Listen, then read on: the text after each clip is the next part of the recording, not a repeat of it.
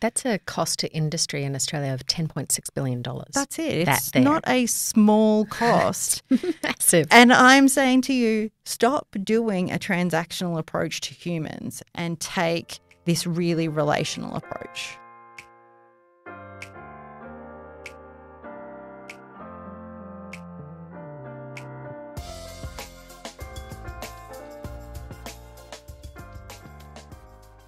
Hi, and welcome to the Conversations with Julie podcast. I'm your host, Julie Gillespie. This is such a fascinating conversation today that I had with Faith Timbs. I've known Faith for a couple of years now, and it's only recently that we really started going in deep and wide, talking about change.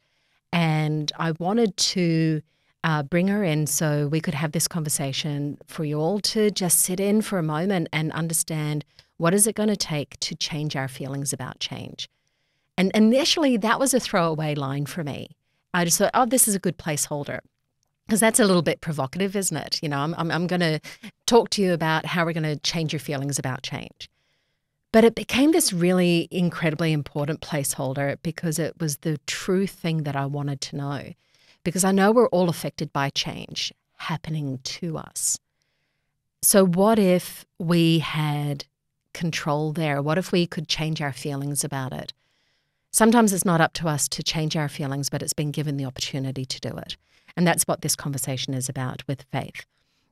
So I'm just going to read to you her bio because I know Faith personally, but I want you to come to understand Faith in the work that she does in change design. So Faith has spent decades working across change in industries of all kinds.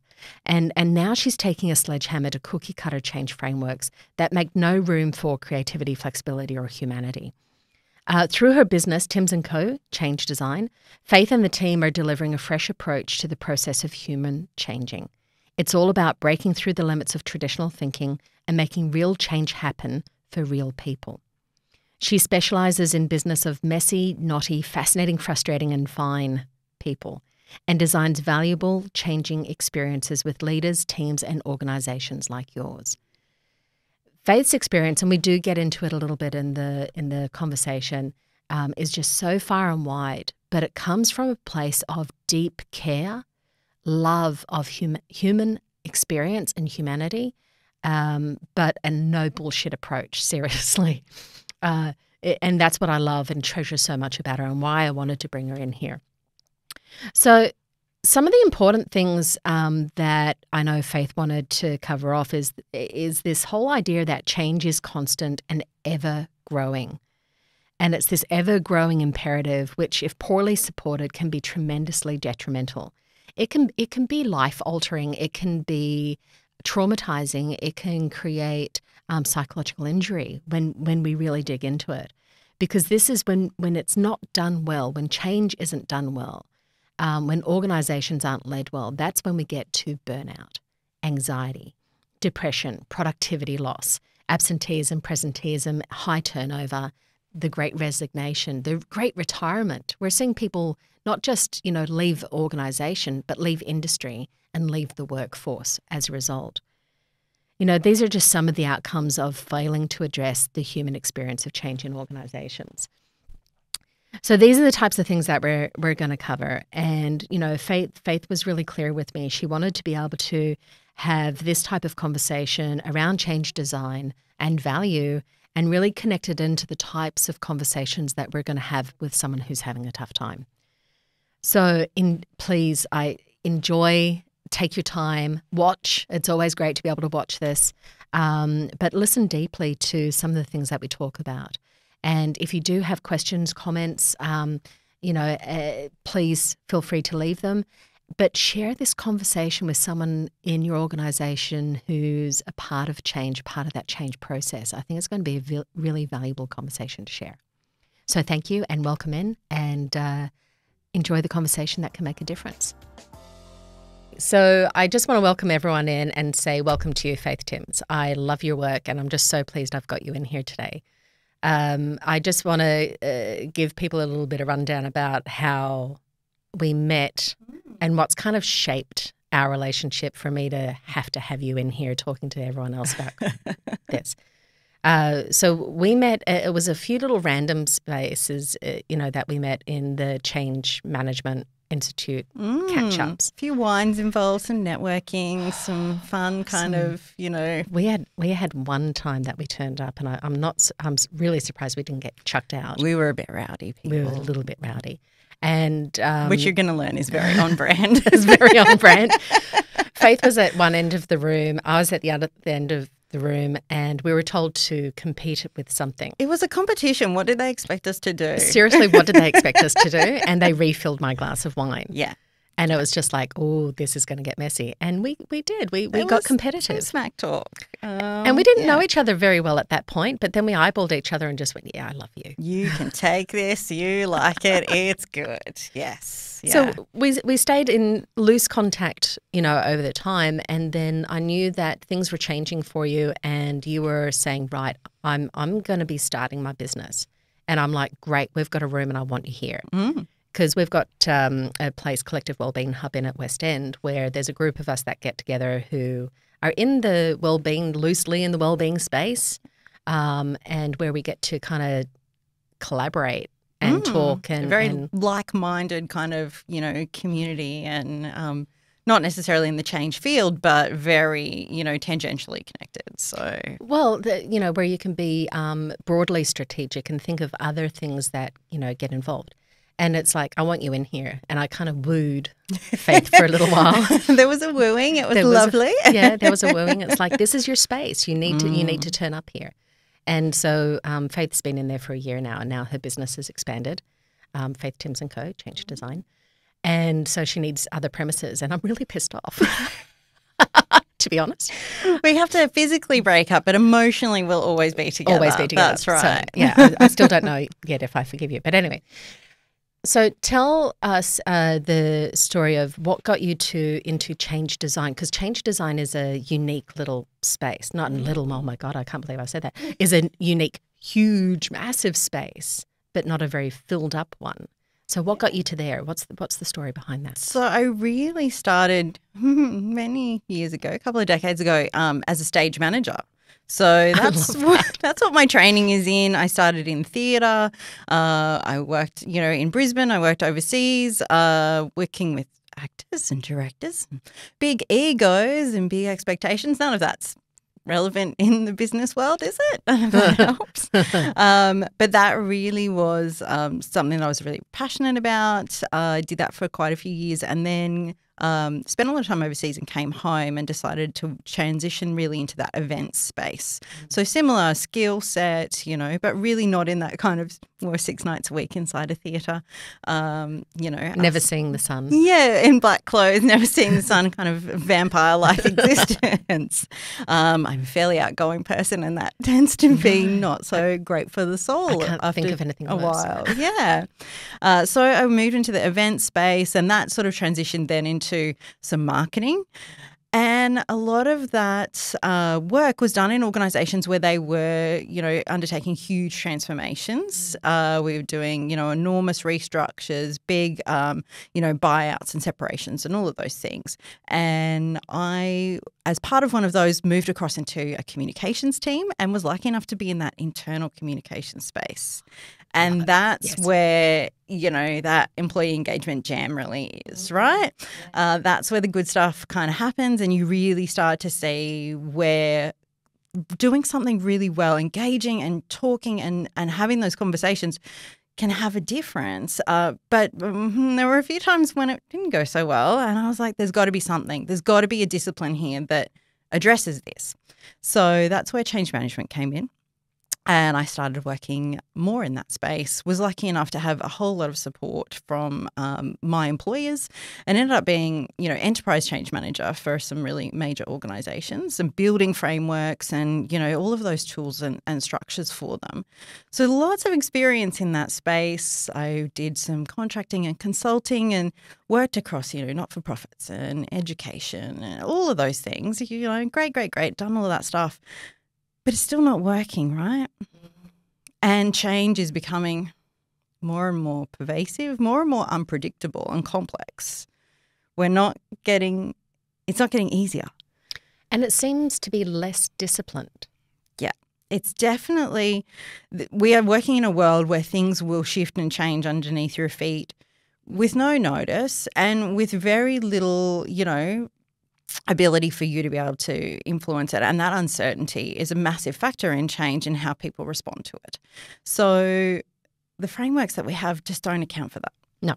And so what I've been doing over the last couple of years is really going, okay, well, what else is there? How do we bring more richness and more fullness to change management and expand it and really take a design view of it and think about how we can bring in, organisational development, human experience, human factors, that learning and development piece, and actually broaden the reach of change management and design an experience for employees. Instead of putting them through a cookie cutter, instead of asking them to go through the mincer, let's actually understand what they need and design something that's specifically for them, and it is an experience for them that addresses their real needs rather than what the organisation is telling them they need. Because you've been doing like the change management of when it's been thrust upon people.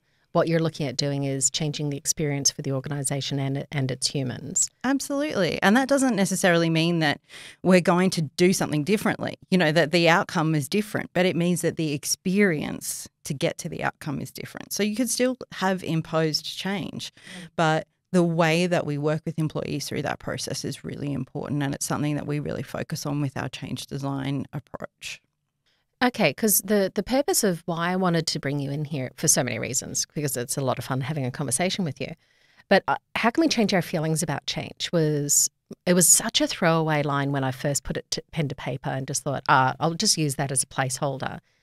And after we spoke, it's just like, oh my God, how do we change people's feelings about change? And so I just wanted, there's a couple of questions that, really came to mind that we sat in when we first started talking about this. And that I just want to know more and define for me what the current process of organisational change looks like. What is that process? Absolutely. So there are a lot of different frameworks, a lot of different models, methodologies, going back almost 100 years now.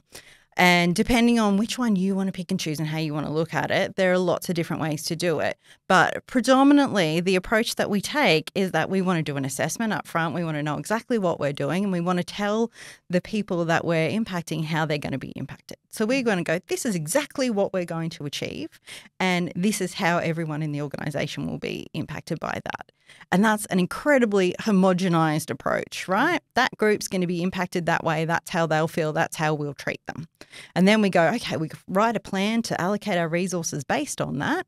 And then maybe later on we'll think about how we reinforce it and embed it in the organisation and actually make this a living, breathing thing. So we've got this idea that, somehow we're going to just broad brush with this impact assessment. And it really takes away the idea that actually every human being has a different response. I mean, you know this in your work. Yeah. You're in a room of people. You will never understand where these people have been, what they know, where they're going, and how they will feel about any given change that they're going to be exposed to. I mean, if COVID has shown us nothing else, it has shown us that some people will have an extraordinary positive response, some will have a negative response. And you know what? Your response will also change from day to day depending on context, right? The same thing might be happening to you yesterday as it is today, but you're going to react in a different. Yeah, and that's humans. And instead of going, right, we'll just do an assessment, we'll tell you what it is, and that's how we allocate resources and time, perhaps ignoring people who seem great today but tomorrow aren't. So they get kind of pushed aside because these people have got high impact. They've got high impact. So let's get into that. Let's focus on that and make sure that's really highly resourced, lots of conversations, lots of sponsorship, lots of training, lots of support. Great. But are you actually thinking about those people as just one lot of feelings, one lot of emotions, one lot of responses? Because that's not helpful. Those are individuals, and there's no scope there for people to have their own individual process through that change. And most often, people don't reassess throughout the change. So they're not tracking how this moves and shifts as we go along. They might get 3/4 of the way through and go, I think we've got a lot of people on board. Okay, really? Great. Really? Because, when we're talking about this initially, like there's this idea of, here's the change. This is what it's going to look like. I think you're fragile, so you're going to get these resources. You lot are going to be fine because, what do you care anyway?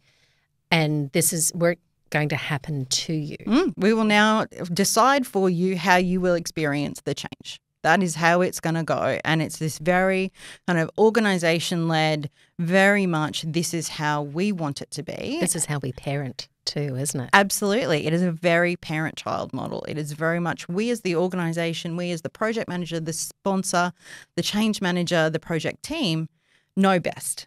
We've decided for you how you will react. And that takes away all of your team's power, all of their agency. And people who don't have agency are going to react because they feel powerless in this situation. They feel like they are unable to take part in the change. So, okay, I can't take part. Well, the only agency I have left is to resist you, is to push back. And that's what I've got power in. That's what you're going to see. As much as they wanted the change to begin with. Yeah, they may have been like, actually, if I'd had some feeling that I had some choice here, small as it may have been, it may not have been a huge choice. It may have been something really inconsequential, but a sense of agency and choice and influence means that they're potentially just going to go, all right, well, I'm not hugely excited about the change, but I'm going to let that go. You close down that agency and suddenly you see people having this response. It's like feeding your kids vegetables, right? It is. We love talking about food. Yeah. Sorry, there's probably a lot of food in this. As parents, you're like, okay, well, I'll put all the vegetables on the plate and tell my kids that's what they need to eat. And we all know And if they don't eat it, we're going to yell at them. Yeah, because we take a behavioralist approach, right? Yeah. So it's all, and we're going to shame them. If I don't see the behavior I want, then I will correct it, I will shame you, I will push you down. And so we're putting the veggies on their plate. They don't want them, so they react. Give them some choice. I'm constantly stunned by what my 5-year-old chooses to put in her mouth voluntarily. Cucumber, capsicum. She said, ask for a salad. I'm like, who are you and whose child are you? I don't understand. My kids, because of that choice, in growing up, like they'll go to a friend's place and a parent will jokingly say, oh, do you want a salad for your lunch? And my kids will go, yeah, can I? That sounds great. I don't want this sandwich thing that you've put on that plate. But that's the thing. It's agency, and all of that time we spend growing up and expanding ourselves and learning is about gaining that agency and that ability to, take control of our actions and our thoughts. Okay, so I want to break down the words here because, the transactional analysis is what we're talking about when we're talking about parent-child. So your parent can come in and, be the authoritative or the telling at or the talking at. That's going to, no matter where we're at or who we are or how evolved we may think we are, we're going to go into child mode of just reaction. It's just like the thing I can control is. So that's transactional analysis. I really, that's something I'll put a link to in the comments and stuff like that and in show notes because it's really worthwhile people looking at that because any moment you go into that parent mode, you're going to get a child response and you're going to then blame them for it or shame them for it. It's really incredibly common with leaders that I work with. Why do my staff behave like this? Well, how are you behaving? How are you talking at them? How do you talk to them? How do you deal with them? Or they're like, oh, my staff come in and, they won't do anything and they're acting like children. And I'm like, well, the very words you're using to describe them tell me that this is the relationship that you're engaging in. So how about you reset the relationship and see how they respond? Because you're the leader here. And if you can identify this and make some changes, then potentially your employee will react differently. Because the third persona in that is adult.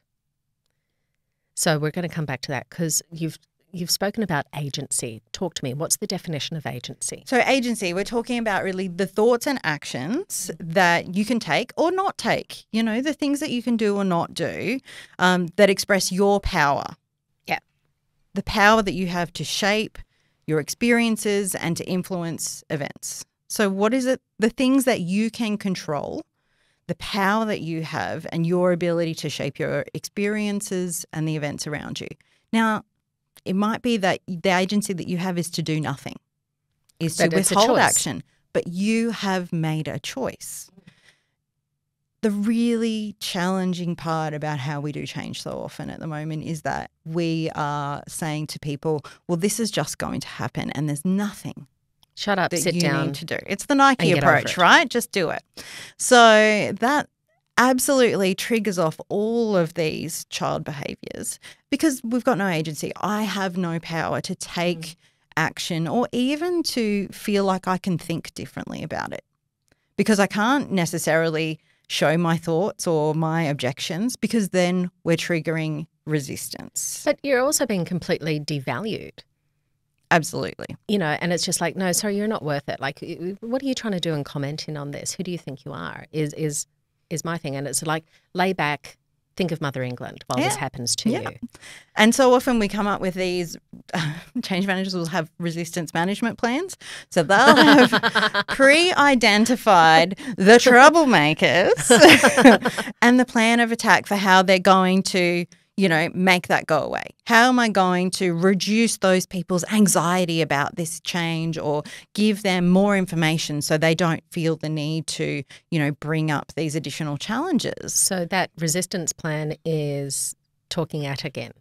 More parenting, more, we're going to a theme park, so I've got to make sure I've got the sunscreen and the towels and the, like, great. But, you know, if your kid is actually not a kid and an adult, maybe they should be packing their own bag and maybe they'd like to make some choices about what they do today. So it is changing that mindset to we are two adults and how do we approach each other in a way that respects the fact that resistance injects energy into a process. You've ever tried to do a change where no one cares? How fun's that? Like, that's total shit. Because you just can't, you know. Because there's not engagement. And so who's going to be using or, you know, participating? Yeah. No one reads anything. No one cares about anything. There's no energy. You've got this absolute apathy. So you need people to care. You want to hear if something's not working. You want people to have agency to think and to act as part of that change. And we push this down by going, well, only the people who've got high impact can have that. If you're low impact, we're just going to do light touch for you. Because this is like the difference between sympathy and compassionate empathy, right? Absolutely. Sympathy is, I recognize that a problem's happening or going to happen. But it generally, like, you know, and that's that cognitive empathy where they think, okay, but they're there, you'll be fine. And it's so rude and it's so disempowering and devaluing. Whereas that compassionate empathy is like, hey, I see you. I'm going to acknowledge you. I'm going to validate how you're feeling about it. What can I do to support you through this? And that's what compassionate empathy is, you know, and I'll bang on about this as much as I possibly can because this is our bridgeway into being functional, compassionate humans. You know, is that valuing someone, acknowledging someone. Absolutely. And this is the thing. This is a human experience. We are not, you know, switching on a computer. It is not a mechanistic process. It is about talking to people about something that is changing for them. Because they have great ideas. Yeah, and they have choices to make every day in how they show up and what they do. And if they don't feel like they can make those choices and they don't feel like you have listened to them and they are a valuable member of staff, they will take their shit somewhere else. Mm-hmm. We are seeing it in droves. Yes. We're seeing, you know, the Great Resignation or whatever you want to call it. People who aren't valued, who aren't experiencing this kind of change where we're connected, where we understand that people in the organisation have a valuable role to play and have, you know, things to offer in this process. They don't want to be there. They don't want to be in that type of organisation. Because they know how the job's done better than anyone. They know what it takes to do the job. They know the skill sets, the value in it, like, you know, the value that they give. They know all of these things better than anyone. To not get feedback on that. Hi, it's Julie here. I just wanted to take a quick break in the middle of all of this and thank you for listening. And also to reach out and say, hey, I would love your support in this podcast, in helping me to grow it and helping me to get it into more listeners' ears and to see us as well. There's so much content in here and I'm looking forward to you being a part of all of this. So now back to the conversation. And to not be invited to be part of the process, even in the smallest possible way. Sometimes it doesn't have to be huge. You don't have to ask them to every focus group. You don't need to have them in on every single meeting. But for them to be able to feel like their contribution is valued and their role in the business is valued will go a long way to having them engage. It is really difficult to to want to participate in a change that you don't value. Mm. So is this what change design is about? Because it's not something that's common. It's not a frame that's commonly used, I guess. And it's something that I know that you've just gone, oh my God, this is what it is. Yeah. It took a little while. It was kind of pulling all of these ideas together, right? And going through. Because you didn't want to do change management. No. Because that's after the horse has bolted. Well, that's the thing. And so much of what we do with change management is, this kind of very cookie cutter process that we're kind of taking people through, and is all about, the change manager just working with leadership, and there's no democratization of it. We don't care about what the people in the organization necessarily think. What we want to do is just make sure, do they have the information? Are they going to do it? And then we'll reinforce it later. Hopefully they'll keep doing it. And if they don't, we'll deal with that later, So this idea of just this homogenized, we treat everyone like they're the same as the other people around them. It doesn't work for me, and it certainly hasn't worked in practice for me. Yeah. I looked back over my career and was like, when have I really succeeded? And it is when I have taken the approach of actually using the people in the organisation as my source of power and my source of information, and making them feel like they have a valuable role to play in the change. Absolutely equipping the leaders, making them more capable, but more capable in general as leaders and people who connect and converse and communicate with their teams. That's going to be valuable long after I leave an organisation. Which is what you want. You want to be replaceable. Not turning them into change managers, which is what a lot of programs will do. They're like, oh, we'll just get everyone painted with this I'm a change manager brush. I don't know about other leaders out there, but I don't want two jobs. I just want to do my job. Yeah. And I would love some skills to make my job better and have me be a better leader. And that's really what I work to do. And then I spend my time with the people in the organisation, listening to their stories, going, we need more of this and less of this. Now, what can we do with systems and processes, and how can we talk to the leaders about what's happening with your people and what do you need to do to lead more in this direction? Not let's just flip a switch and ask people to change, but how do we get more of this and less of this? Because this always comes down to like any conversation or any type of situation where you're wanting to sit in with someone that's going through something, whether it's change, a tough time, whatever that situation may be. Absolutely. To be able to say, I see something's happening for you. I see something's coming up. I want to talk to you about it. I just want to see how you're going. How's this affecting you? What is it that you would like to do about it? Because when we have like a mental health first aid conversation, I'm saying to people ask the question about, hey, I see you're having a tough time. Is everything okay? Ask that next question of how long you've been feeling this way. Ask that next question of what have you done to try and resolve this? Agency. Is there something and if they don't feel like they have agency, then how do you help them to discover it? Right, because that's that next question. Is there something I can do to support you, to help you to resolve this? Because I'm not going to take responsibility. No. And people don't change without those conversations. Like rumination is a really incredibly destructive thought process, right? You know, we know that it's that spiraling.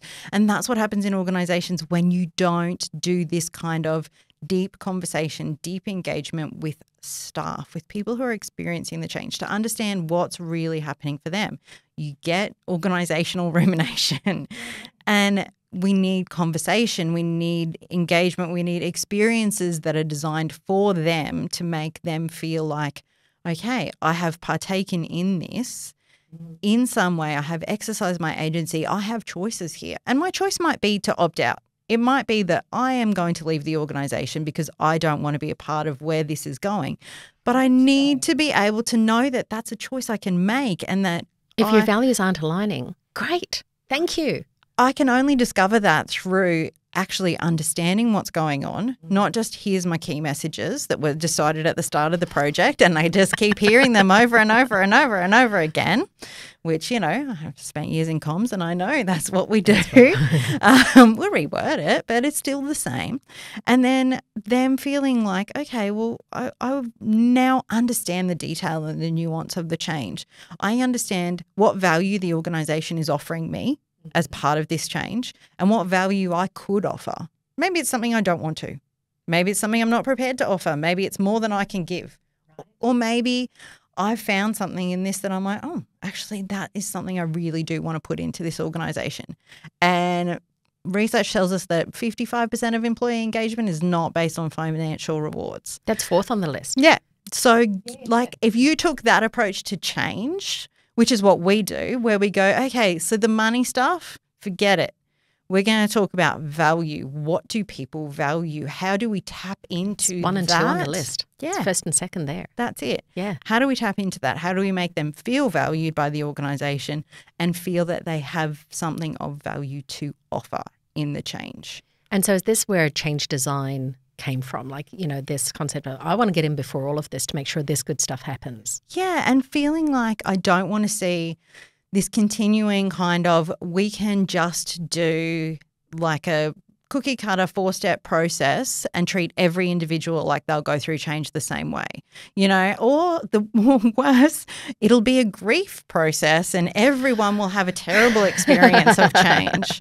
This is the worst thing that could possibly happen. Let's look at where we are in the grief cycle because everyone must be there. And it's like, except for these 20 people over here who think this is the greatest thing that could possibly happen to them.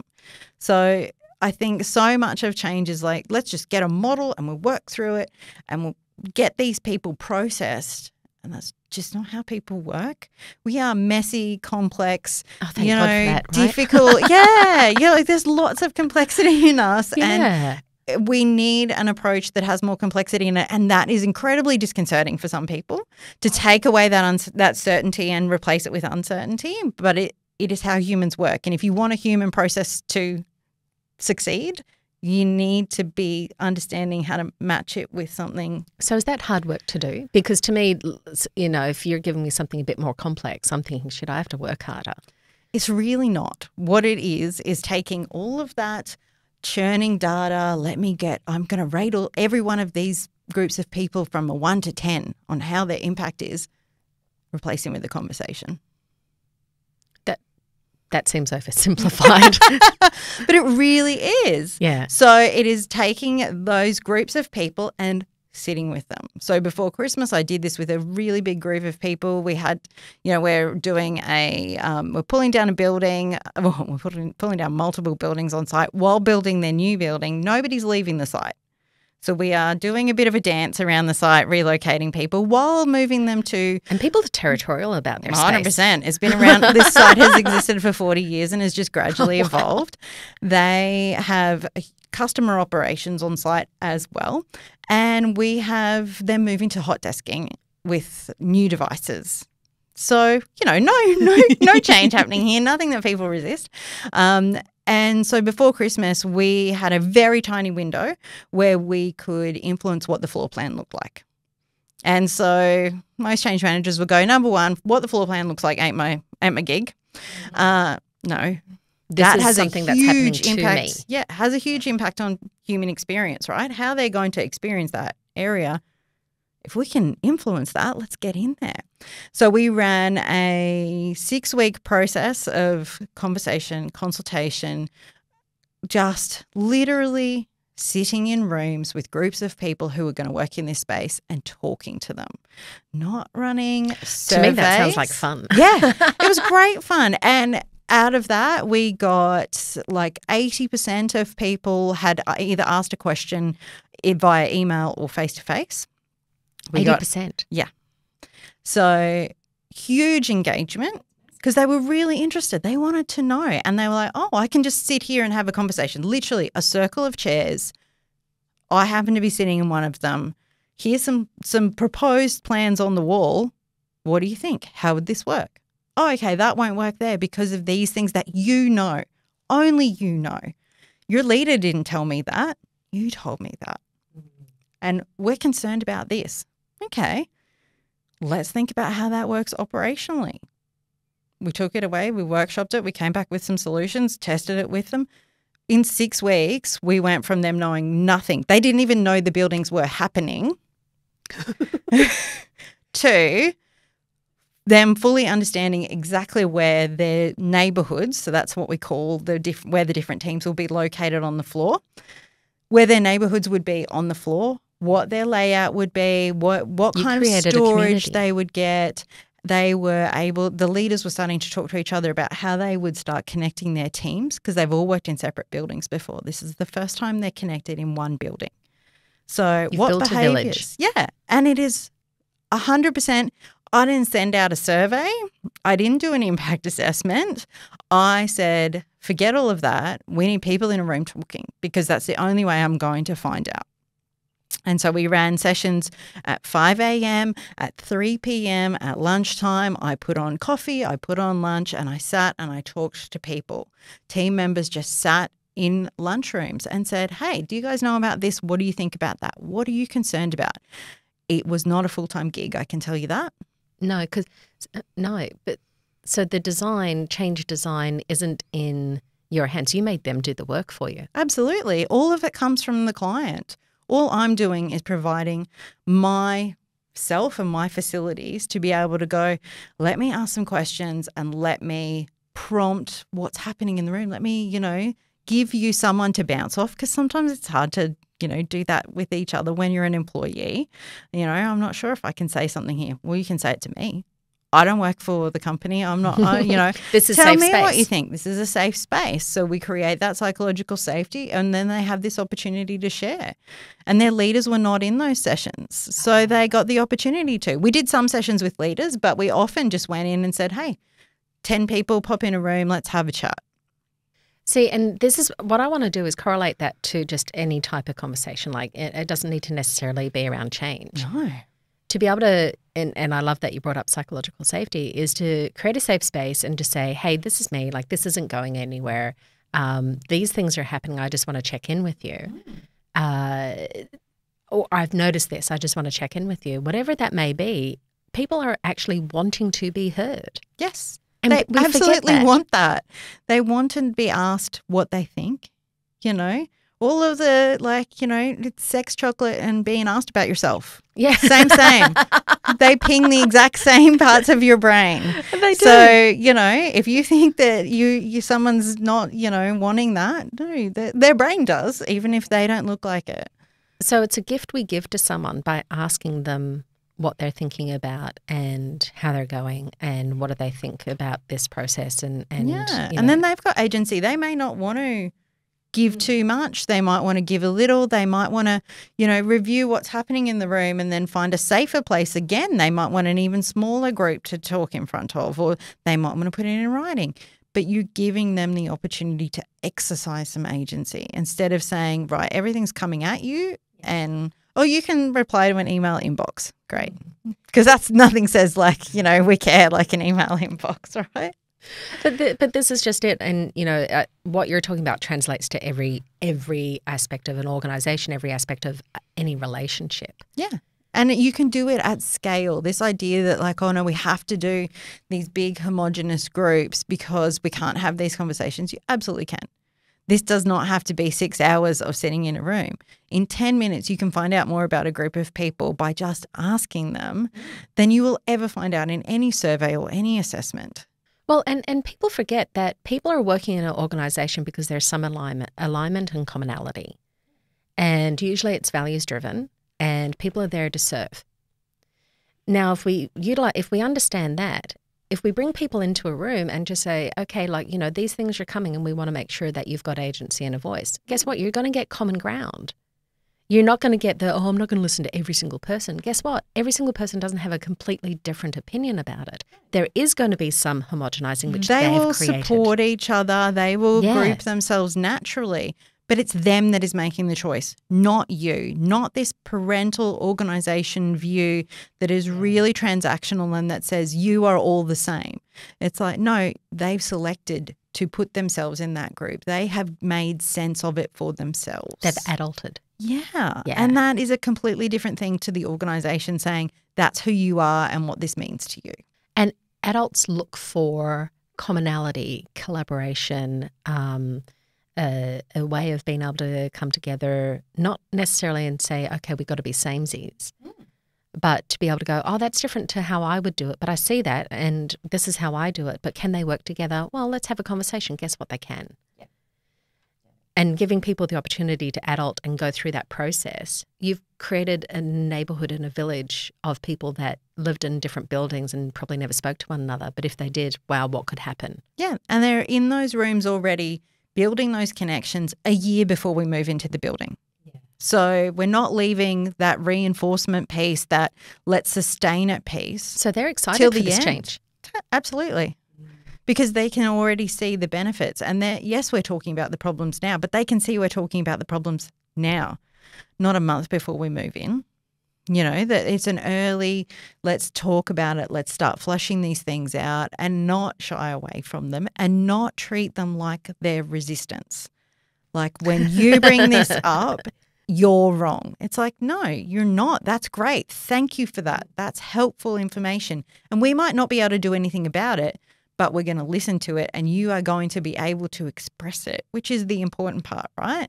It's that agency piece again. If I can't express it, I'm going to go and say it in the lunchroom. I'm going to go and tell someone that I don't think they're doing the right thing here.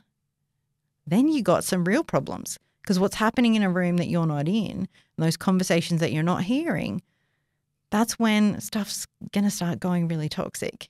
Make it available. Make that agency something that you embrace and the information flows to you. So how does this change how people feel about change?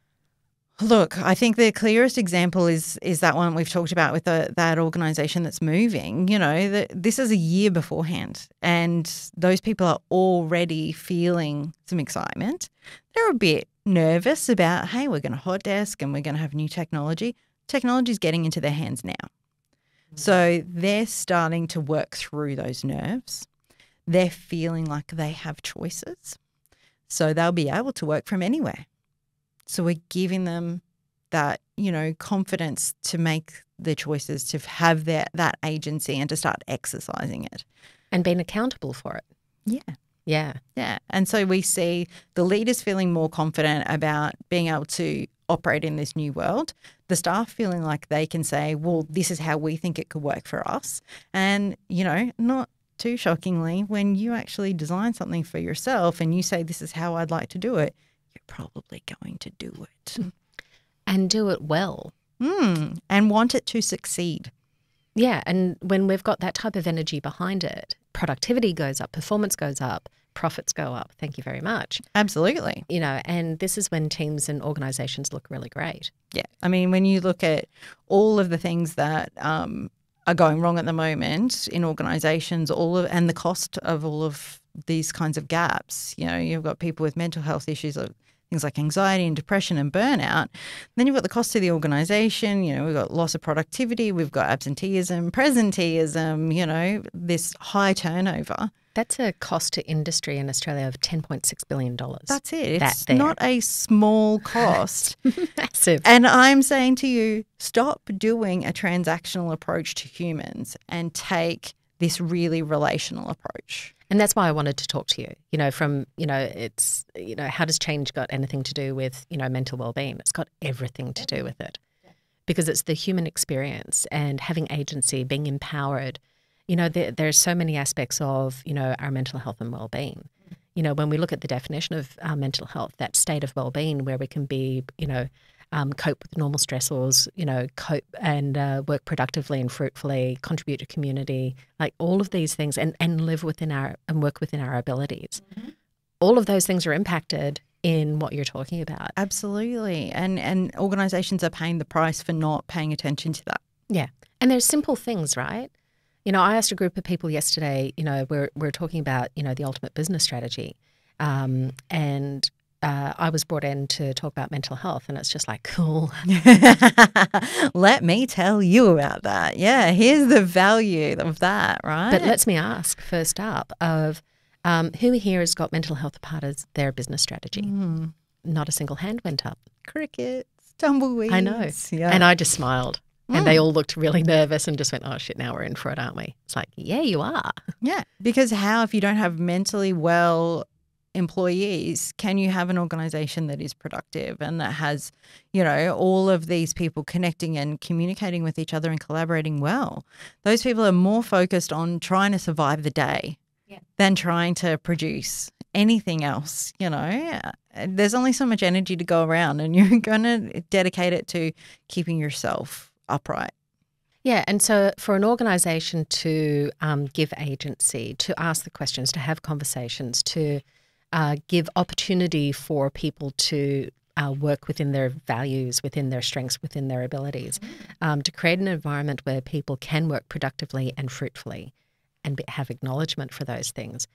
That's where the strategy lies. That's where the business sense of wellbeing lies, because an organisation can do those things. Now, to look after wellbeing as something fluffy of, oh, they're there, aren't you? You're doing so well, aren't you? We put some counsellors on staff. It's fine. It's fine. It's just like, no, that's a pile of shit. Actually, that's just you actually drove an ambulance up to a car accident. Yes. Well done. Well we done. need that. But maybe you could have put some traffic lights in. You could have, designed a safer car. You could have put markings on the road. Like, there are so many things that an organisation can do to make that environment something that is successful and that operates and that people can be in and be safe and, physically and mentally and emotionally, rather than just going, yep, we've got an ambulance just in case it gets real bad. Have you phoned your EAP? Yeah. I know, right? Yeah, that's just so limited. Thank you so much for, having this conversation with me, because it's always made sense to me what you do. And, to watch and be part of your evolution of coming into change design, like I'm on the sidelines just going, yeah, honey, yes, do that, do that, do that.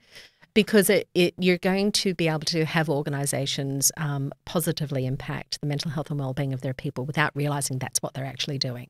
And I love that. Sneaky as, bring it. Well, that's the thing. There's so many other benefits to doing this well. Some happy humans is going to give you benefits in so many areas. And it is not something that has to be, hugely time consuming, that has to be more complex. It is about actually just reconnecting to what you are as an organisation and who you are and how you offer value and how your employees feel valued. And that's the top reason why people are leaving jobs. It is what they're looking for when they come to you as an employer. So start doing it. Or just phone Faith. Yeah, or just phone me. So I've got 3 questions that I ask all of my guests. And because I know there's more there, but no, you're good. You're good. I'm on we to covered them. off. Yes. We can talk for a really long time. We about this stuff. really can. I know. So I want these 3 questions give me a sense of fun as well. So fill in the blank. A conversation can never go wrong if you've left your expectations at the door. Holy fuck. Oh. So my thing about conversations is stop being so needy. This is why I love you so hard. Yeah, sorry. But that's my thing, right?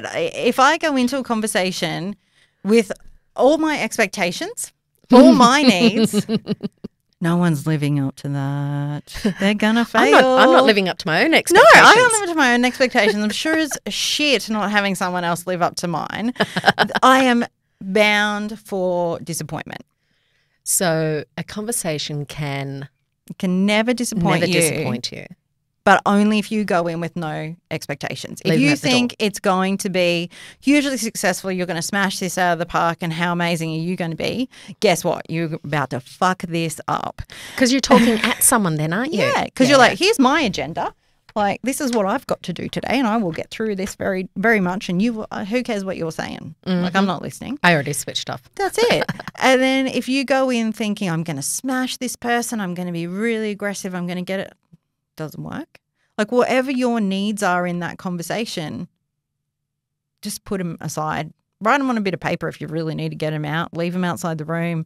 Just check your shit at the door is kind of my strategy, because I'm like, if you go in, no matter how hard the conversation is going to be, it will still be successful if you just go in and listen and be without your own baggage. Yeah, no baggage, nothing that you need out of it. Because essentially, if your needs aren't met, you're going to have grief, you're going to have anger. There's a whole lot of emotions that go with that, right? And they're all going to come out in that conversation. So just don't do it. Is my thing. I'm so with you. You know that though. Oh, yeah. So what has been the greatest lesson, good or bad, that you've learned about having conversations? Oh, look, I struggled with this one because I was like, oh, look, I have like 50 cliched ones where it's like, well, you should just have them, like no matter how hard they are. And I'm like, yes, well, you should. I feel like for me, my greatest lesson, yes, is that conversations are like going to the physio. You feel like you've got some kind of something's not right. It might be slightly clunky while you're in there and maybe a bit painful. But when you come out, no matter whether it was good, bad, whatever happened, having it, working through it, meeting, and sharing will always lead to a better outcome. And that's how I always feel when I walk out of the physio, even though sometimes I'm like, oh, she was mean. That was painful. This was difficult. Oh, that felt good. My like physio it's all also those does things. acupuncture. So it's just like, oh. That's it. And it's like, so you're a bit kind of jinky when you walk in. You get kind of maybe some good, maybe some bad, but it's like, I don't know how this is going to go and I don't know what they're going to do. And it's part of that no expectations piece. And then I always feel like when I walk out, even if it was a total, like, oh, okay, that was probably not great for anybody, but we talked. I feel better because it's happened. And I think the more we withhold and the more we tamp these things down and try to keep things inside, it's that rumination thing, right? You are never going to solve something. You're never going to move forward. You're never going to get to that next step without the conversation. So, because that goes into, what's something you want others to know about having difficult conversation. That really leads into that. So my thoughts on that are, if I ask a group of people to draw a dog, what do you think I'm going to get? Poodle, Schnauzer, German Shepherd, Great Dane. Every single person has something different in their mind when you speak to them, particularly during a difficult conversation. Those drawings are all going to look different. Taking the time to say, I want you to draw a dog. It's this breed. It's got these features. It's giving that context. Context is everything in difficult conversations, and I think people forget that. They're like, they walked out of the room and they said that I said this, and I'm like, yeah, maybe you did from their perspective. Because I say to people, like in, the mental health side and, when we're doing the first aid training, when you're going to ask someone how they're doing, this "are you okay" is a great lead up. I love it. And it's given us the confidence it's the right thing to say. Yeah. But give it a bit of context of, hey, look, in the past couple of weeks I've been concerned because there's a lot of things that have been going on. I can see you're having a tough time. Can I ask you, how are you doing? Is everything all right? That context there has let someone know that you've seen them. That's it. You care about them. And you're asking this question for a very specific purpose, but you've told them why. Whereas if I go by and go, hey, you doing all right? They'd just go, yeah, fine, see ya. I'm good. And keep on going. Yeah. Because it's just like, what the fuck do you care for?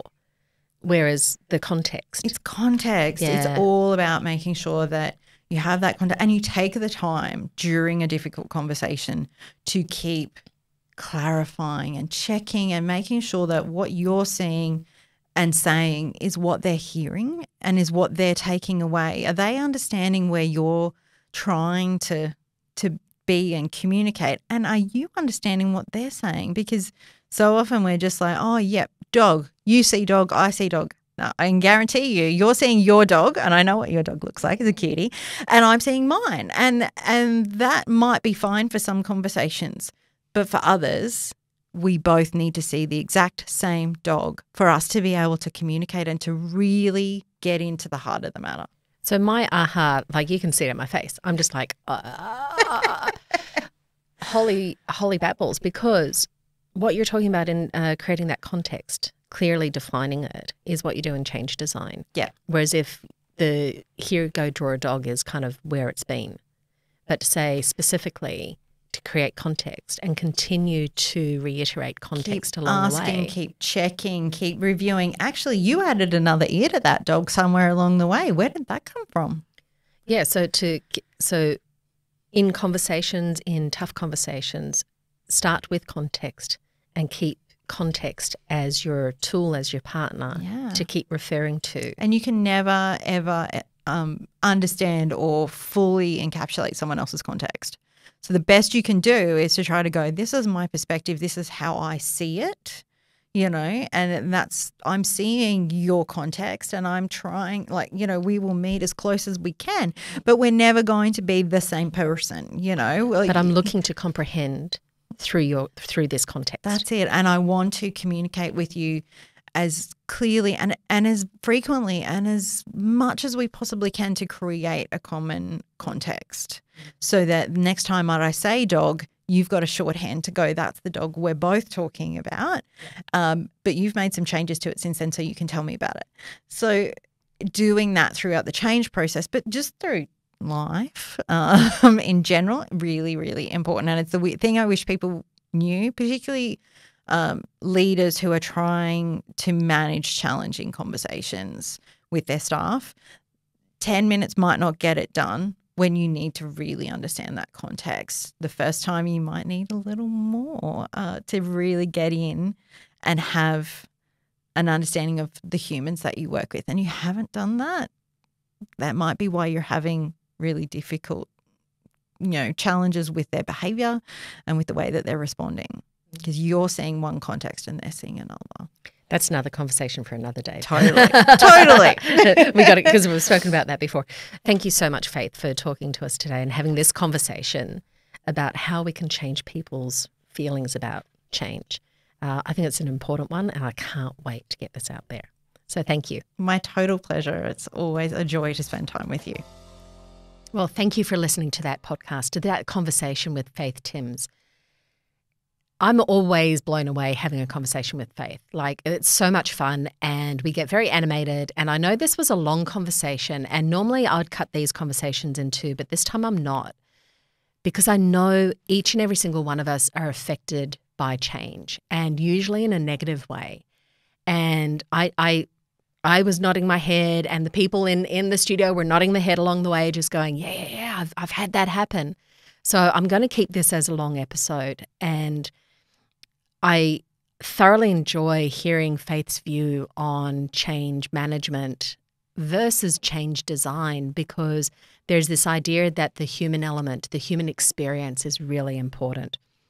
Because we saw that change management has been treated as an opportunity to parent employees. And it's been a very autocratic, talking at type of scenario. And you'll see this theme across a lot of the podcasts that I do. This difference between talking at compared to talking with someone. Faith clearly spoke of how through conversation we can give people agency, control, the opportunity to adult, and have this empowerment of, their situation. Because through that small amount of contribution to a process, people de-escalate and they feel better about change. This is where we change how people feel about change, is by having a conversation, by giving agency and empowering people to be part of a process. Thank you so much for listening to this podcast. We'd really appreciate hearing your thoughts and your feedback on it, like stories around change that's gone well or hasn't gone so well. And I know that Faith has a session coming up in and around change and about being change savvy. And so she's got a change savvy workshop. It's coming up in July, August. We'll have to check dates and I'll put it in the link. And what they're going to do, and I love this, is that they're going to do a 25% off for listeners. And there's a code that you're going to be able to use, which is Julie25. And I'll put that link into show notes and in other places so you can find it. So you can learn more about being change savvy, about creating a human experience where people get this opportunity to adult. So that'll be in there. But if this is a conversation that's sat with you and had you nodding your head and just going, yeah, that, I'd love change to feel that way, do share this conversation. Leave us a review, and treat this as something that's part of your resource kit. And other people might want it as theirs as well. So thank you, and look forward to hearing from you.